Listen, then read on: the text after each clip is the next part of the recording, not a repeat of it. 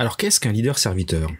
Le leadership serviteur est un modèle de leadership très populaire qui a été développé par Robert K. Greenleaf dans les années 70. Le leader serviteur est au service des collaborateurs qu'il dirige, ce qui implique qu'ils sont eux-mêmes une fin plutôt qu'un moyen ou une ressource dans un but organisationnel ou financier.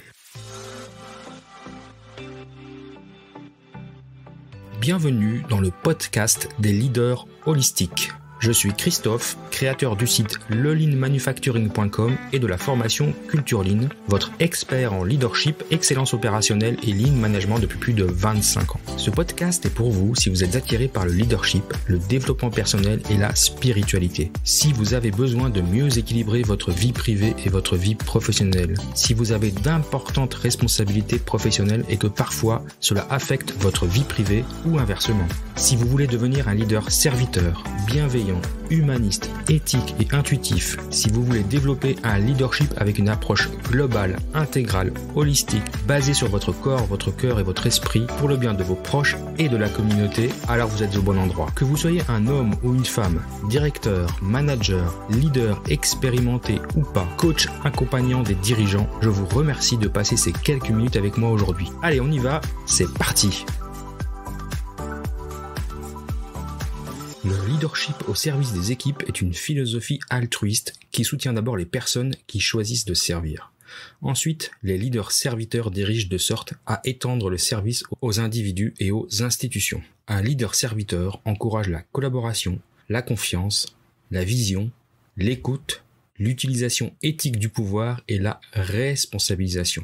Alors qu'est-ce qu'ils font ces leaders serviteurs ? Ils se dévouent pour servir les besoins des membres de l'organisation. Ils se focalisent sur l'obtention des besoins de ceux qu'ils gèrent. Ils développent les employés pour tirer le meilleur d'eux-mêmes. Ils coachent et ils encouragent les personnes à s'exprimer. Ils facilitent le développement personnel de ceux qui travaillent avec eux et ils écoutent et inspirent un sens de communauté. Alors pourquoi c'est si efficace ? C'est évident, parce qu'il répond aux besoins des collaborateurs. Les collaborateurs peuvent ainsi utiliser leur potentiel maximum et performer au mieux. Une des forces du leadership serviteur est qu'il nous éloigne du leadership dominateur et égocentré. Il impose aux dirigeants de penser plus fort à la manière de respecter, valoriser et motiver les personnes qui leur reportent. Quels sont les facteurs du leadership serviteur ? Alors, les grands défendeurs, les avocats du leadership serviteur mettent en avant 2 facteurs. Servir les employés et être altruiste. L'altruisme est une valeur importante. Un bon exemple d'altruisme est un homme politique qui défend une mesure impopulaire comme l'élimination rapide de la surconsommation et le gaspillage de produits à base de carbone parce qu'il pense que c'est dans l'intérêt du pays. Un leader altruiste peut prendre un risque, même mettre en jeu sa carrière pour défendre ce qui lui est juste. C'est un véritable leadership tel que démontré par Nelson Mandela. Nelson Mandela qui a passé une grande partie de sa vie en prison pour défendre les droits de ses compatriotes de couleur en Afrique du Sud. Alors le concept du leadership serviteur, c'est un mouvement moderne qui a été, comme je l'ai dit, initié dans les années 70 par Robert K. Greenleaf. Il a écrit un premier livre qui s'appelait Servant Leader. C'est là qu'il a inventé le terme de leader serviteur, puis Servant Leadership, donc leadership serviteur. Il a publié différents essais sur les aspects du leadership serviteur. Et depuis les années 90, après sa mort, le concept a été repris et puis développé par d'autres auteurs tels que James Autry, Ken Blanchard, Jim Hunter et Larry Spears. Le concept s'appuie donc sur 3 thèmes, la réflexion, l'intégrité et la passion. La réflexion ou l'auto-réflexion, c'est ce qui permet de renforcer un peu la confiance personnelle du leader pour bien gérer une équipe et ses clients. Donc, le leader, dans ce cas, il doit s'engager à comprendre les caractéristiques du leadership serviteur. Il doit bien comprendre comment ça fonctionne. Puis il doit aussi réfléchir à comment ça influence ses relations avec ses équipes, avec ses clients, avec toutes les parties prenantes. Donc ça lui permet finalement de s'améliorer, d'améliorer sa pratique, des valeurs d'écoute, d'empathie, de guérison, de conceptualisation et de prévision. Ça lui permet donc de s'améliorer d'un point de vue personnel. Alors l'intégrité, les leaders qui agissent avec intégrité sont perçus comme des personnes dignes de confiance et totalement honnêtes. En prenant le temps de penser à la façon d'intégrer ses valeurs avec la vision de son organisation et comment sa propre honnêteté est respectée par ses pairs et ses collaborateurs, le leader peut devenir une force apaisante, curatrice au sein de l'entreprise. Et puis le troisième concept est la passion, parce que le leader serviteur va démontrer son dévouement infaillible pour un idéal. Il va générer une véritable passion pour une des valeurs clés du concept de leadership serviteur, c'est soutenir la croissance des collaborateurs. Et ça, c'est vraiment quelque chose d'extrêmement important. On va y revenir plusieurs fois au cours de ce podcast, mais vraiment comprendre que un leader, il est pas là juste pour gérer une équipe et puis optimiser son organisation et faire du business. Il est là, un des deux objectifs, outre le business, c'est de faire croître ses collaborateurs, de faire grandir ses collaborateurs. Alors le leadership serviteur, c'est une philosophie sous-jacente du leadership. Alors les concepts fondamentaux du leadership serviteur, ils ont été donc exposés dans les 3 essais de Greenleaf, The Servant as a Leader, The Institution as Servant et Trustees as Servants. Donc, il a fait 3 essais qui décrivent bien le leadership serviteur. Larry Spears, qui lui a été à la tête du centre Greenleaf pour le leadership serviteur pendant 17 ans, il a identifié 11 caractéristiques spécifiques au leader serviteur. Donc il a ressorti des essais de Greenleaf, ces 11 caractéristiques qu'on va détailler. Alors je vais juste vous les citer là rapidement. Donc ces 11 caractéristiques sont la vocation, l'écoute, l'empathie, l'apaisement, la sensibilisation, la persuasion, la conceptualisation, la prévoyance, la gérance, l'engagement envers le développement des personnes et l'engagement envers le développement de la communauté. Alors d'autres experts en leadership ont aussi fait référence à ces caractéristiques comme étant les composantes essentielles d'un leadership efficient. Le centre Servant Leadership de l'institution pastorale en Géorgie, aux États-Unis, définit le leadership serviteur comme le voyage d'une vie incluant la découverte de soi, le désir de servir les autres et l'engagement de diriger. Alors j'aime beaucoup ça, sur le côté voyage d'une vie. On n'est pas juste en train de parler de s'améliorer, faire un peu de développement personnel dans le cadre du travail. On parle vraiment d'un sacerdoce, on parle vraiment d'un concept de vie, une philosophie de vie qu'on applique dans son travail comme on l'applique dans la vie de tous les jours. En fait. Parce que quand on est un leader serviteur au travail, on est au service de ses amis, au service de sa famille.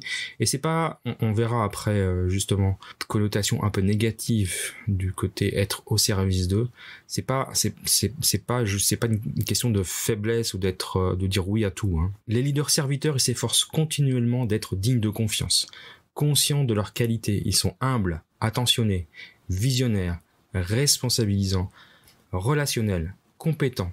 Ce sont des bons gestionnaires, des promoteurs de la communauté. Alors Jack Sipe et Don Frick, dans leur livre « Les 7 piliers du leadership serviteur », écrivent que les leaders serviteurs sont des individus de caractère, qui mettent l'humain en avant. Ils sont doués de communication, ils font preuve de compassion, ils sont prévoyants, ils pensent système et exercent une autorité morale. Le Dr Kent Keith, auteur de The Case for Servant Leadership et ancien CEO du centre Greenleaf, déclare aussi que le leadership serviteur est éthique, pratique et sensé.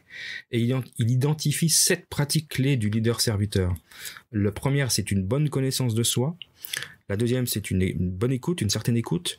Le troisième, c'est l'inversion de la pyramide. Le quatrième, le développement des collaborateurs. Le cinquième, un coach non contrôlant. Le sixième, la libération de l'énergie et l'intelligence des personnes.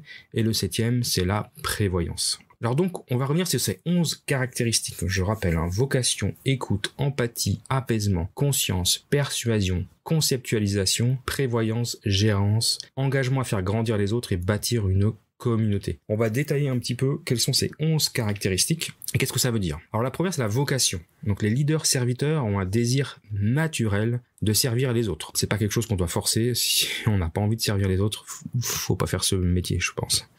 Cette notion d'avoir la vocation est ancrée profondément et basée sur des valeurs.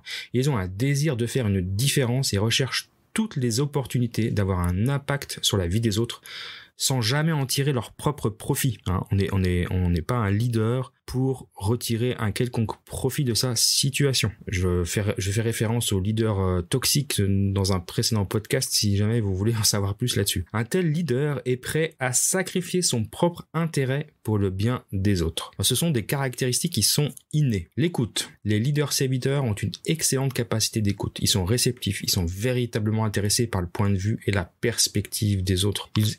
C'est comme ça qu'ils ont le respect d'ailleurs de leurs collaborateurs. Les gens comprennent instinctivement que les leaders serviteurs encouragent le partage des idées et que ces idées seront entendues. C'est pas juste oui, je vous écoute et puis je fais comme je veux. C'est vraiment je vous écoute, je tiens compte de votre avis. C'est vraiment l'assemblage des idées de tous qui fait la force de l'équipe. Donc l'écoute, est une compétence qui peut s'acquérir et s'apprendre pour ceux qui souhaitent devenir un leader serviteur. Donc contrairement au côté à la vocation, l'écoute est quelque chose qui peut s'apprendre. Alors quelque chose qui est complémentaire de l'écoute, c'est l'empathie. C'est une qualité qui est difficile, enfin qui n'est pas, c'est une qualité qui est aussi innée, l'empathie. Tout le monde a envie d'être accepté et reconnu pour son esprit unique et spécial. Les leaders serviteurs savent se mettre à la place des autres. Ils savent comprendre. Il ne faut pas juste de l'écoute. Ils comprennent le contexte et les problèmes et peuvent s'identifier à leurs problématiques.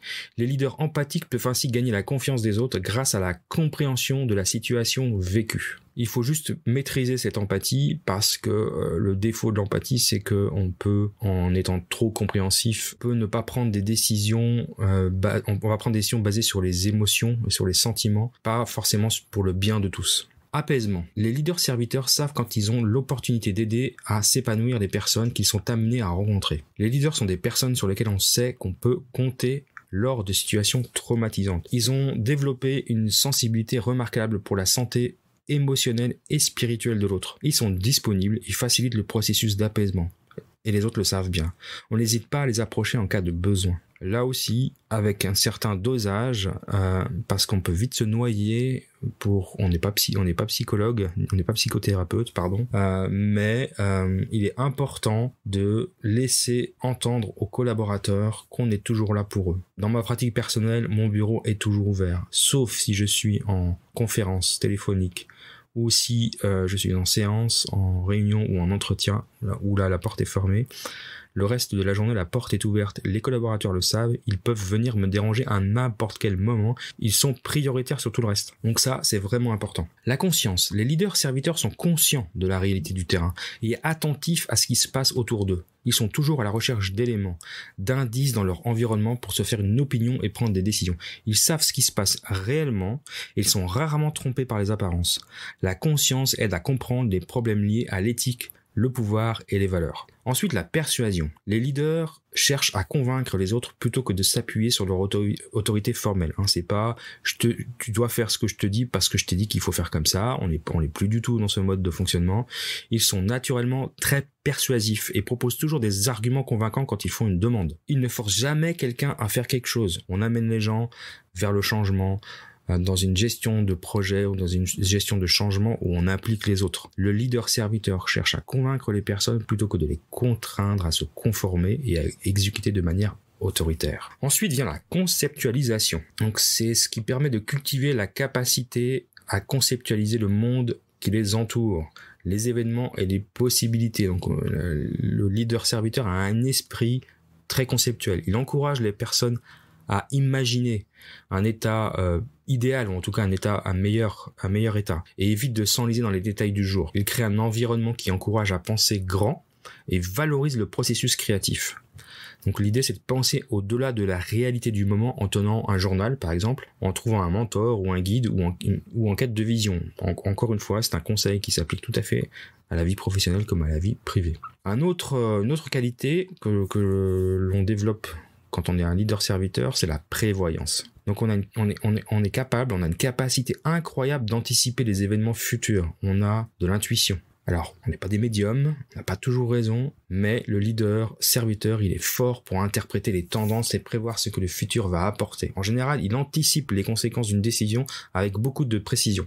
Il tire les enseignements du passé, la réalité du présent et anticipe les conséquences d'une décision pour le futur. Ensuite, il y a la gérance. La gérance, c'est un sens fort de la capacité à gérer, à être bon dans l'intendance. Ils transforment leur entreprise, leur service, leur organisation pour le meilleur de toutes les parties concernées. Donc l'idée, c'est de préserver au bénéfice des autres. Ensuite vient l'engagement à faire grandir les autres. Pour moi, un des piliers du leadership serviteur.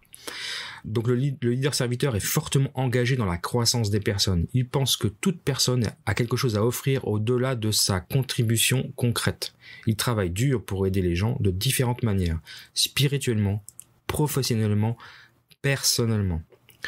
Ceux qui veulent devenir de grands leaders doivent être capables de se connecter aux besoins de développement de l'autre. Ils doivent trouver activement les différentes façons d'y parvenir. Vraiment un point très important, de pouvoir aider les autres, alors ses collaborateurs, mais c'est toutes les parties prenantes, à grandir de manière personnelle, professionnelle et spirituelle. Et enfin, le dernier point, c'est le fait de bâtir une communauté. Les leaders serviteurs ont un grand sens de l'esprit d'équipe, de la communauté et travaillent dur pour le propager dans une organisation. Ils pensent que l'organisation a besoin de fonctionner comme une communauté. Et ils incluent ce sens de communauté au sein de l'environnement professionnel. Alors attention, ne pas tomber dans l'excès de se faire passer, de croire qu'on peut devenir un gourou. C'est pas du tout l'idée là. L'idée, c'est de vraiment créer un esprit d'équipe, un esprit de communauté dans son équipe, mais aussi avec ses partenaires proches, ses clients, les autres collaborateurs des autres services, les fournisseurs. Donc il est possible, en tout cas moi j'en suis sincèrement convaincu parce que je l'ai vécu, de créer une vraie communauté autour de la culture d'entreprise et de la culture Lean. Alors le leadership serviteur, ça marche. Pourquoi ça marche ? C'est un modèle fondamental qui a été confirmé par l'association Great Place to Work au cours de 25 années d'analyse des propres opinions des employés, et c'est un modèle universel cohérent au fil du temps de pays en pays. Il s'applique aux entreprises dans tous les secteurs, aux ONG, aux établissements scolaires, aux administrations, aux salariés démographiquement très diversifiés. Et ça, je peux en témoigner parce que j'ai été manager dans des pays très différents, donc en Amérique du Nord, aux États-Unis et au Canada. Et aux États-Unis, les collaborateurs, c'était un mélange d'Américains, de Mexicains et d'Asiatiques, plus quelques Européens, donc une grande diversité. J'ai aussi pu exercer cette philosophie en France, évidemment, dans différentes régions françaises. Et puis dernièrement en Suisse, avec aussi une population des collaborateurs extrêmement diverses et riches, puisque d'origine des pays des Balkans, de l'Espagne, d'Italie, de toute l'Europe, plutôt Europe du Sud d'ailleurs, des Français, des Suisses, et on voit que ça fonctionne avec quelle que soit la culture d'entreprise, quelle que soit la culture des gens, ça fonctionne. Si vous voulez en savoir plus sur le leadership, je vous propose de découvrir ma formation Leadership Lean, qui est disponible dans la boutique du Lean.